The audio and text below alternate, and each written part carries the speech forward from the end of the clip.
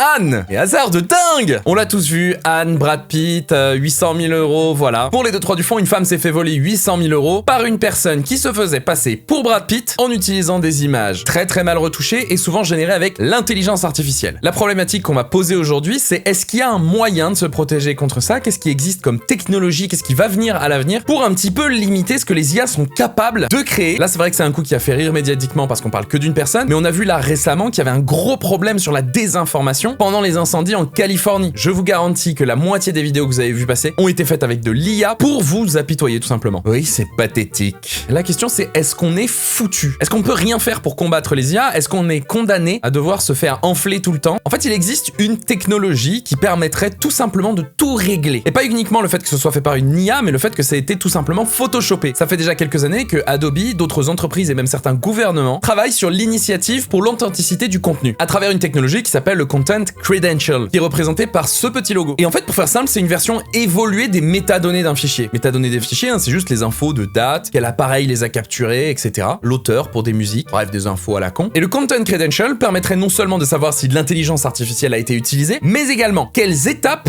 de la création de cette image ont nécessité de l'intelligence artificielle. On aurait toute la chaîne de production de l'image dans les métadonnées. Incroyable, non? Ça pourrait vraiment changer la donne. Le gros problème, c'est que les plateformes n'en veulent pas. C'est une technologie qui est extraordinairement simple à implémenter. Par exemple, une fois qu'on upload une photo sur Instagram, pourrait y avoir tout simplement un petit logo CR, Content Credential, qui pourrait garantir que ça n'a pas utilisé d'IA ou qui serait même cliquable pour nous permettre de voir les modifications qui ont été apportées. Et c'est là où les affaires comme celle d'Anne, comme les incendies en Californie, deviennent importants. C'est qu'en réalité, cette évolution-là, on la verra qu'avec la pression du public. Les IA, c'est des bons outils, mais ça représente un vrai danger pour l'information. Donc c'est à vous et moi de faire entendre notre parole pour espérer que les plateformes implémentent quelque chose qui peut protéger les utilisateurs. Très simple. Bon, on va pas se mytho, hein, vu que TikTok est revenu grâce à Donald Trump, c'est pas pour demain. Les bises.